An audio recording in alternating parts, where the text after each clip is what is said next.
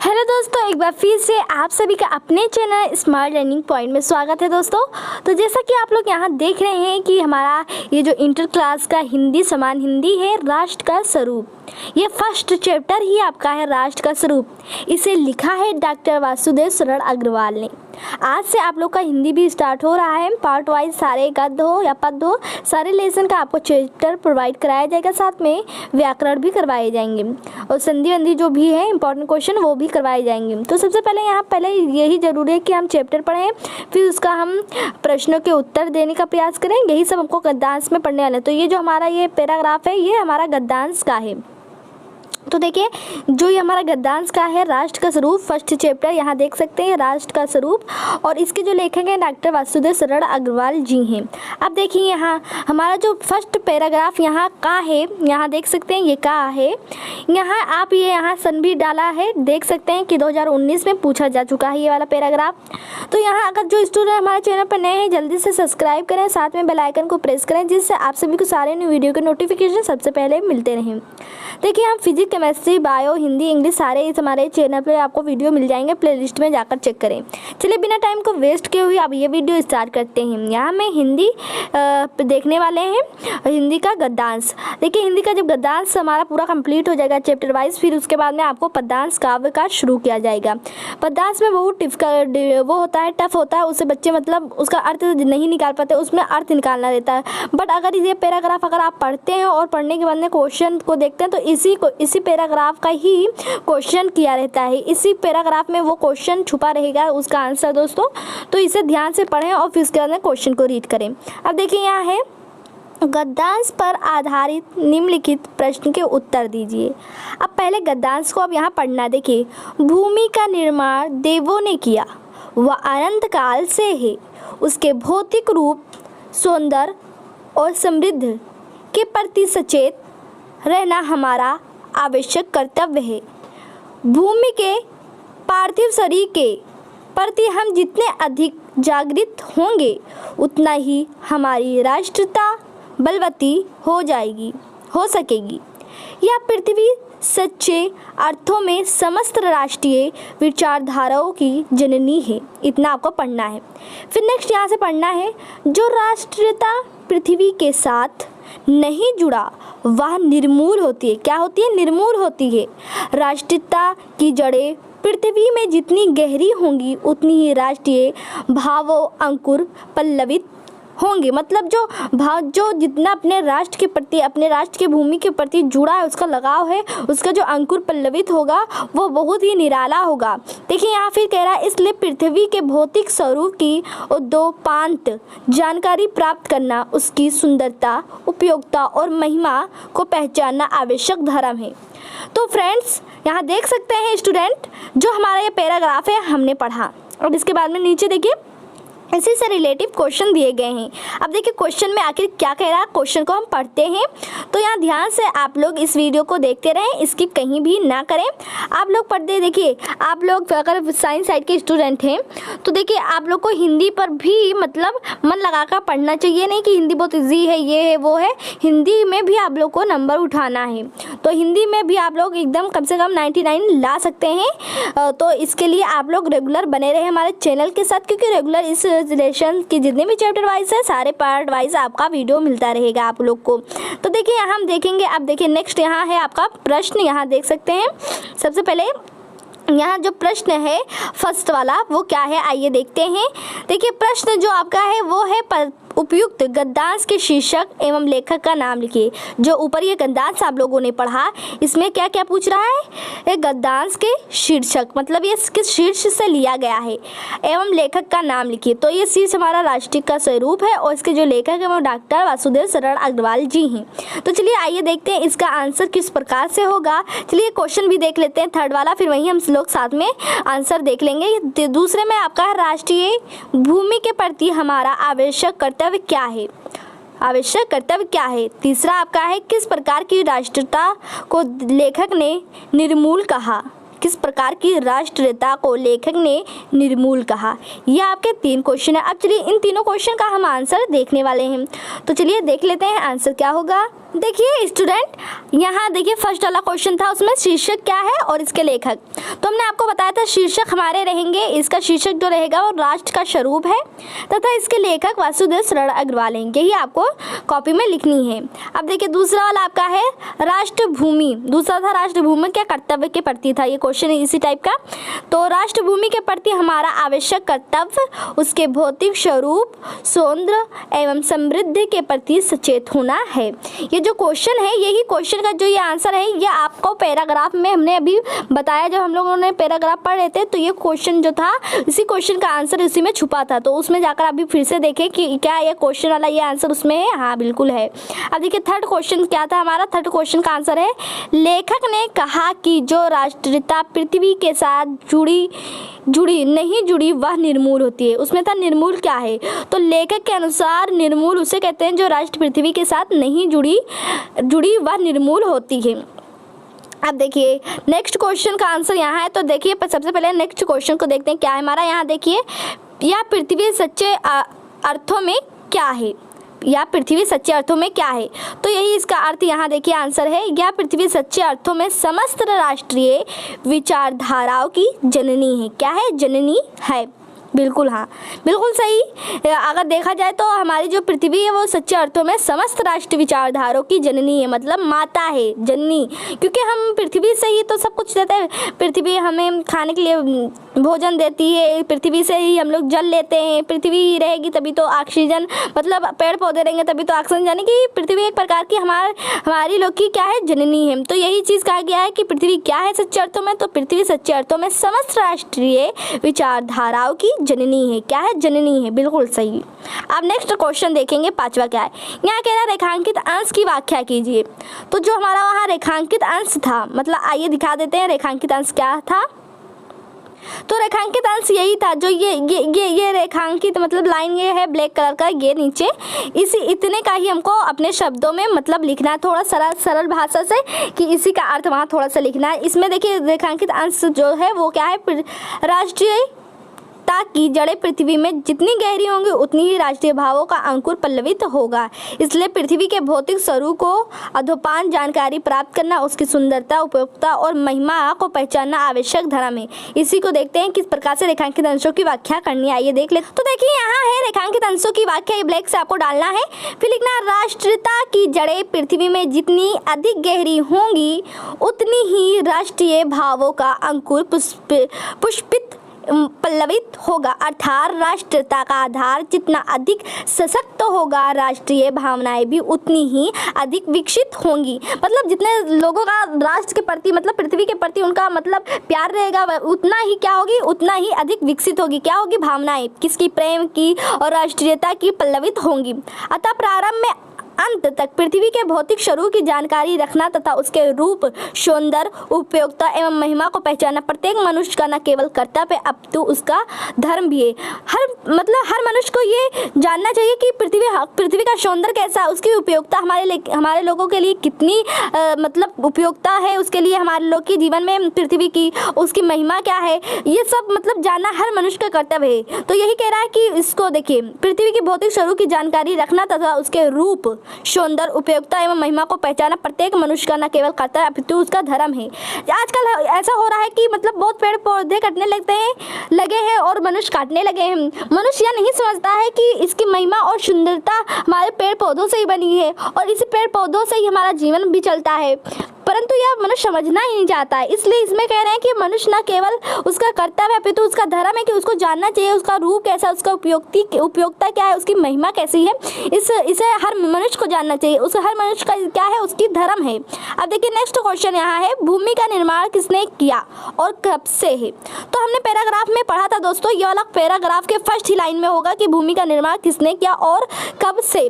तो पैराग्राफ पीछे आप लोग देखिए, पैराग्राफ में दिया ही होगा। अब देखते हैं यहाँ इसका आंसर हम देख लेते हैं। देखिए भूमि का निर्माण देवों ने अनंत काल से किया। जी हाँ, देवों ने अनंत काल से किया। भूमि का निर्माण किसने किया और कब किया? तो भूमि का निर्माण किसने किया? देवों ने किया। और यहाँ ये क्वेश्चन में है और कब किया, तो अनंत काल से किया। तो ये दोनों आंसर ये देखिए, कब किया और किसने किया, तो देवों ने किया। कब किया? अनंत काल में किया। हो गया ना इसका आंसर। अगर ये वीडियो पसंद आता तो वीडियो को लाइक करें, सब्सक्राइब करें, बेल आइकन को प्रेस करें और भी इसी तरह आपको इंटरेस्टिंग वीडियो के नोटिफिकेशन मिलते रहेंगे। अब देखिए नेक्स्ट क्वेश्चन लास्ट में यहाँ है, भूमि के पार्थिव स्वरूप के प्रति जागरूक रहने का परिणाम क्या होगा? तो यहाँ आइए देखते हैं इसके, अगर इसके प्रति जागरूक रहेंगे तो इसका परिणाम क्या होगा। तो भूमि के पार्थिव स्वरूप के प्रति जागरूक होने पर परिणाम राष्ट्रीयता की भावना का प्रबलता है। तो इसकी राष्ट्रीय की भावना जो है, अगर हम इसके मतलब जागरूक करेंगे, पार्थिव स्वरूप के प्रति जागरूक रहने का परिणाम क्या होगा, तो अगर हम जागरूक रहेंगे तो राष्ट्रीय की जितनी भावना है उतना ही अधिक मजबूत होगा। अब चलिए नेक्स्ट पैराग्राफ हम देखेंगे। हमने क्या कर चुका है दोस्तों, आप लोगों को हमने करवा दिया है। तो आई होप या इतना पैराग्राफ आपको समझ में आया होगा। आइए नेक्स्ट देखते हैं पैराग्राफ हमारा क्या है। मातृभूमि पर निवास करने वाले मनुष्य राष्ट्र का दूसरा अंग है। पृथ्वी हो और मनुष्य ना हो तो राष्ट्रीयता की कल्पना असंभव है। पृथ्वी और जन दोनों के सम्मिलन या सम्मिलन से ही राष्ट्र का स्वरूप संपादित होता है। जन के कारण ही पृथ्वी मातृभूमि की संज्ञा प्राप्त करती है। पृथ्वी माता है और जन सच्चे अर्थों में पृथ्वी का पुत्र है। जो हम लोग अगर हैं दोस्तों, पृथ्वी हमारी क्या है? जननी, मतलब माता है, और हम उसके क्या है? बच्चे हैं, पुत्र हैं।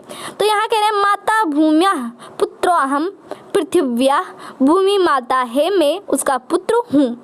तो देखिए यहाँ फिर है, जन के हृदय में इस सूत्र का अनुभव ही राष्ट्रता की कुंजी है। इसी भावना से राष्ट्र निर्माण के अंकुर उत्पन्न होते हैं। तो देखिए जो पैराग्राफ है यह 2019 में आया है, ये देख सकते हैं यहाँ। अब देखिए क्वेश्चन क्या बन रहा है इसी हिसाब से। देखिए पाठ का शीर्षक और लेखक का नाम। तो अभी हमने पैराग्राफ का में आपको बताया था, वही चीज़ यहाँ भी लिखनी है। तो यह इसका आंसर है, प्रस्तुत गद्यांश के पाठ का शीर्षक राष्ट्र का स्वरूप है और इसके लेखक वासुदेव शरण अग्रवाल हैं। नेक्स्ट क्वेश्चन आइए देखते हैं। नेक्स्ट क्वेश्चन ये है, राष्ट्र की कल्पना कब संभव है?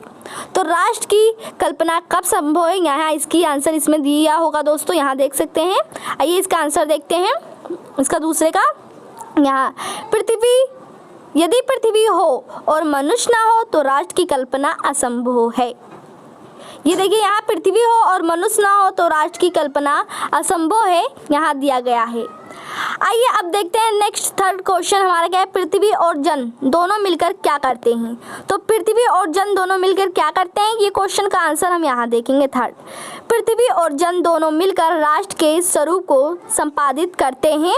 तो इसका थर्ड का क्वेश्चन यही थर्ड यहाँ दिया गया है, इसका आंसर तो देख सकते हैं। अब यहाँ देखिए नेक्स्ट क्वेश्चन है, पृथ्वी कब मातृभूमि की संज्ञा प्राप्त करती है? तो इसका अर्थ देखिए इसमें ही इसका दिया गया है, यहाँ जन के कारण पृथ्वी मातृभूमि की संज्ञा प्राप्त करती है।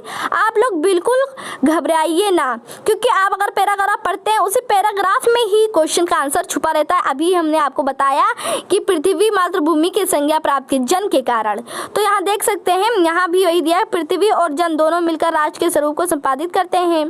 यहाँ देखिए पृथ्वी मातृभूमि की जन के कारण ही प्राप्त करती है संज्ञा, जन मतलब मनुष्य के कारण ही प्राप्त होती है। तो देखिए दोस्तों यहाँ गा है आपका आ चुका है गा, यहाँ हेडिंग आप लोग देख सकते हैं। तो अब चलिए इसका देखते हैं, जन का प्रवाह अनंत होता है। सहस्त्रों वर्षों से भूमि के साथ राष्ट्रीय जन ने तादात्म्य प्राप्त किया। जब तक सूर्य की रश्मियाँ नित्य प्रातःकाल भुवन को अमृत से भर देती है, तब तक राष्ट्रीय जन का जीवन भी अमर है। आप लोग देख सकते हैं, जब अपने सूर्य की किरणों से भर देती है तभी तो राष्ट्रीय जन की जीवन क्या है, अमर है।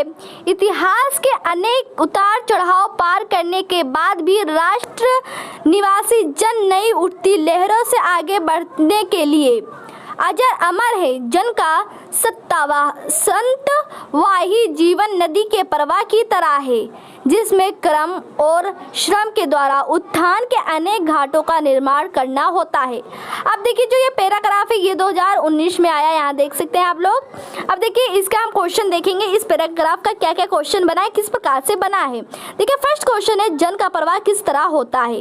तो जन का प्रवाह किस तरह होता है, तो जन का प्रवाह अनंत होता है। तो आइए ये सारे क्वेश्चन को हम यहाँ पढ़ते हैं, फिर यहाँ देखते हैं कि हमारा क्या होगा नेक्स्ट हमारे सारे क्वेश्चन। तो नेक्स्ट है पाठ का शीर्षक एवं लेखक का नाम लिखिए। तो आप लोग शीर्षक नाम जानते हैं, राष्ट्र का स्वरूप है, लेखक है वासुदेव शरण अग्रवाल जी। रेखांकित अंश की व्याख्या, जो ये रेखांकित यहाँ तक किया है इसी का हमको रेखांकित अंशों की व्याख्या करनी है। अब देखिए यहाँ है सूर्य की रश्मियों का क्या प्रभाव पड़ता है। तो सूर्य की रश्मियों का क्या प्रभाव पड़ता है, इसमें आप लोगों ने कहा जब तक सूर्य की रश्मियां नित्य प्रातःकाल भुवन को अमृत से भर देती हैं तब तक राष्ट्रीय जन का जीवन भी अमर होता है। तो इसका भी क्वेश्चन का आंसर इसी में छुपा है, आप लोग देख सकते हैं। घाटों का निर्माण का आशय स्पष्ट कीजिए। घाटों का निर्माण करना, तो इसका यहाँ अर्थ आपको स्पष्ट करना है। देखिए आपका नेक्स्ट क्वेश्चन यहाँ है संतवाही का अर्थ बताइए, स्पष्ट कीजिए। संतवाही का अर्थ बताइए, उसका स्पष्ट कीजिए कि इसका अर्थ क्या होता है। ये देखिए इसमें है संतवाही क्या है। तो आइए देखते हैं इसका आंसर। तो इस सब क्वेश्चनों का आंसर हम लोग देखते हैं कि क्या होगा। थोड़ा सा और भी क्वेश्चन बचा है यहाँ। नेक्स्ट क्वेश्चन ये देखिए, राष्ट्रीय जन का जीवन कब तक अमर है। जन जीवन के प्रवाह को नदी की तरह क्यों कहा गया। तात्म्य और अजर का शब्दार्थ क्या होगा, उसका शब्दार्थ मीनिंग क्या होगा। तो देखिए सबसे पहला क्वेश्चन हमारा फर्स्ट का देखेंगे आंसर यहाँ, जन का प्रवाह अनंत होता है। अब नेक्स्ट क्वेश्चन का आंसर यहाँ है, प्रस्तुत गद्यांश के पाठ का शीर्षक राष्ट्र का स्वरूप और उसके लेखक वासुदेव शरण अग्रवाल जी हैं। अब यहाँ है रेखांकित अंश की व्याख्या कीजिए। तो प्रत्येक राष्ट्र का इतिहास निरंतर बदलता रहता है तथा उसमें अनेक उतार चढ़ाव आते रहते हैं, किंतु राष्ट्र के निवासियों की श्रृंखला निरंतर चलती रहती है। मनुष्य पीढ़ी दर पीढ़ी अपने राष्ट्र के साथ जुड़ा रहता है।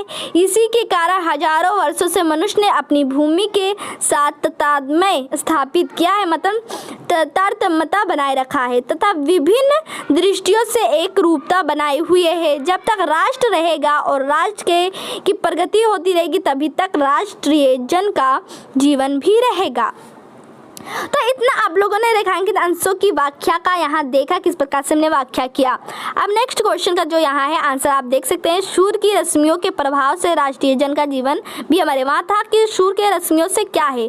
तो सूर्य की रश्मियों के प्रभाव से राष्ट्रीय जन का जीवन भी अमर है। अब नेक्स्ट क्वेश्चन का यहाँ आंसर देख सकते हैं, यहाँ पर घाटों का निर्माण का आशय था। तो यहाँ पर घाटों का निर्माण का आशय मनुष्य मतलब जन अपने कर्म और श्रम के द्वारा विकास के लिए पद चिन्ह छोड़ना है। तो आप लोगों ने समझा कि घाटों का निर्माण का अर्थ क्या है। अब देखिए यहाँ पूछा था संतवाही का अर्थ, तो ये है सदा प्रवाहित या अस्थायी। तो आप लोगों ने इसका भी अर्थ यहाँ समझ लिया कि क्या है। अब देखिए जब तक सूर्य, यहाँ नेक्स्ट क्वेश्चन यहाँ है राष्ट्रीय जन का जीवन कब तक अमर है। तो यहाँ आप लोग देख सकते हैं आंसर, जब तक सूर्य की रश्मियाँ नित्य प्रातः पृथ्वी पर पड़ती रहेंगी तब तक राष्ट्रीय जन का जीवन भी अमर है। ये जो आंसर है ये आपका उसमें पैराग्राफ में दिया है। अब देखिए है जन जीवन के प्रवाह को नदी की तरह क्यों कहा गया है। तो नदी का प्रवाह निरंतर गतिमान रहता है, इसलिए जन जीवन के प्रवाह को नदी की तरह कहा गया है कि अपने जीवन में भी हमेशा प्रवाह के द्वारा मतलब आगे बढ़ना चाहिए, जिस प्रकार से नदी प्रवाह निरंतर गतिमान रहता है। तो इतना आप लोगों ने समझा दोस्तों कि जन जीवन के प्रवाह को नदी की तरह क्यों कहा गया है, क्योंकि नदी का प्रवाह निरंतर गतिमान रहता है, इसलिए जन जीवन के प्रवाह को नदी की तरह कहा गया। अब नेक्स्ट क्वेश्चन यहाँ है तात्म्य और अजर का शब्दार्थ मतलब मीनिंग बताइए। तो तात्म्य का अर्थ है एकत्व या एक सा होना तथा अजर का अर्थ है क्षय रहित या जो बूढ़ा ना हो, वही अजर है। तो आप लोगों ने तात्म्य और अजर शब्द का शब्दार्थ देखा, मीनिंग देखा। तो दोस्तों इतना आप लोग को समझ में आया होगा। अगर आपको यह वीडियो समझ में आया है, पसंद आया है, तो इस वीडियो को लाइक करें, अपने फ्रेंड्स में भी शेयर करें और हाँ हमारे चैनल को सब्सक्राइब करना ना भूलें और साथ में बेल आइकन को जरूर प्रेस करें, क्योंकि तभी जब हम कोई न्यू वीडियो डालेंगे सबसे पहले नोटिफिकेशन आपको ही मिलेगा। तो नेक्स्ट वीडियो में नेक्स्ट पार्ट 2 के साथ फिर से लेकर मिलेंगे हम नए वीडियो के साथ। तब तक के लिए इतना ही। Thank for watching this video.